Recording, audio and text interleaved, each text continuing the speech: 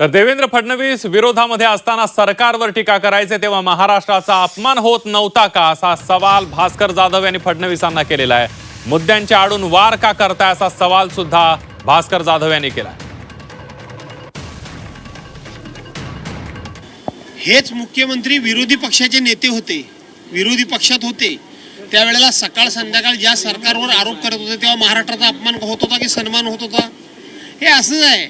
आपण मात्र स्वतः सत्तेमध्ये असल्यानंतर काही चुका केल्या तर मला बोललं, तर महाराष्ट्राला बोललं, मला बोललं, हिंदू धर्माला बोललं, आमच्या धोरणाच्या विरोधात बोललं, हिंदुत्वाच्या विरोधात बोललं। अरे असे कुठल्या तरी मुद्द्याच्या आडून कशाला वार करता?